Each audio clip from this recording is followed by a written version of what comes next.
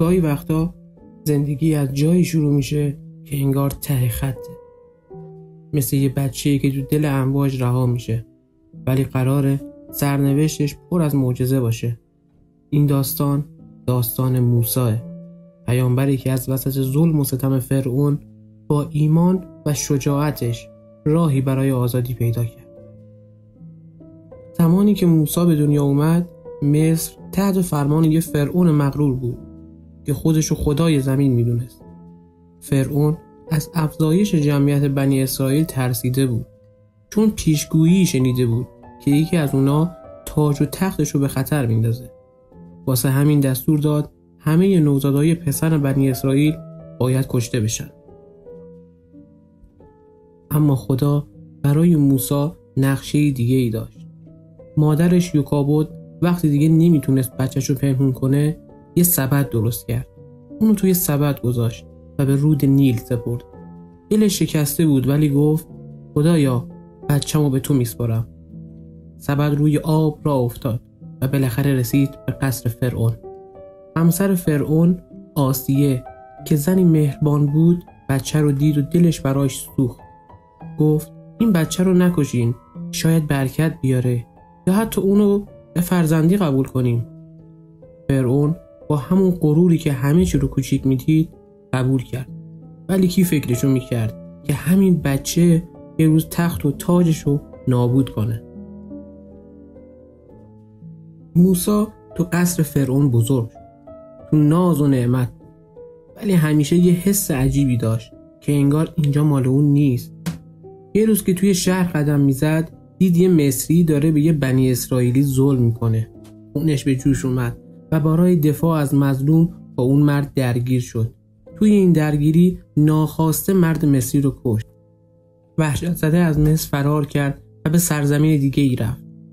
اونجا کنار یه چاه آب چند دختر رو دید که داشتن تلاش میکردن گوسفنداشون رو آب بدن، ولی چوپانا راهشون رو سد کرده بودن. موسی به کمکشون رفت. پدر دخترها شعیب علیه السلام که پیامبر بود، وقتی از مهربانی و عدالت موسی شنید، دعوتش کرد که پیششون بمونه. موسی با صفورا یکی از دخترها ازدواج کرد و چند سال اونجا موند. اونجا چوپونی میکرد ولی همیشه دلش با خدا بود. یه شب وقتی موسی همراه گوسفنداش تو کوه تور بود، یه نور عجیب دید. نور از وسط یه درخت میدرخشید.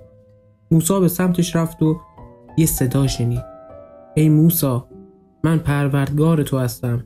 کفش‌هاتو در بیار، چون تو توی سرزمین مقدسی ایستادی. موسی با حیرت و ترس به صدای خدا گوش داد. خدا یه مأموریت بزرگ بهش سپرد. برو پیش فرعون، ازش بخواه به خدا ایمان بیاره و بنی اسرائیل رو آزاد کنه. خداوند به موسی یه عصا داد که وقتی به زمین مینداخت تبدیل به مار میشد. دستش هم وقتی تو آستینش میبرد مثل یه خورشید میدرخشید. اولش موسی ترسیده بود، ولی خدا بهش گفت که برادرش هارون رو هم همراهش میفرسته. موسی و هارون رفتن پیش فرعون.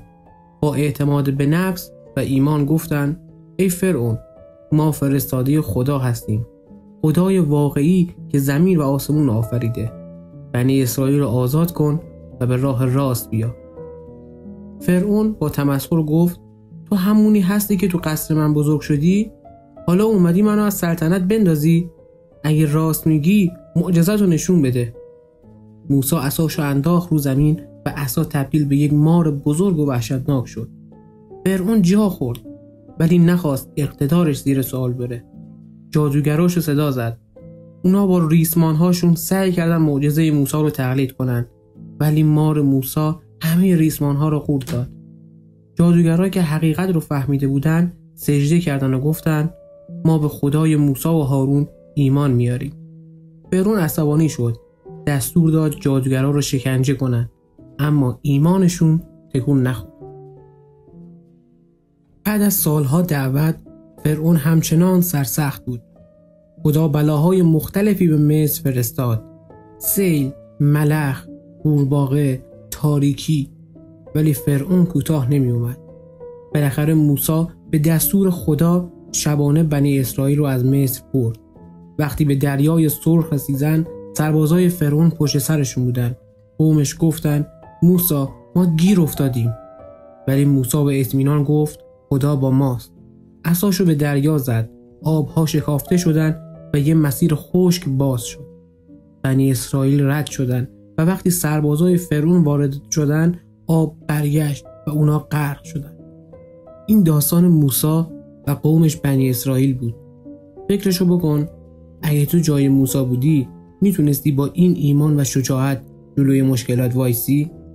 این داستان به همون یاد میده که وقتی خدا باهاته هیچ چیز جلودارت نیست.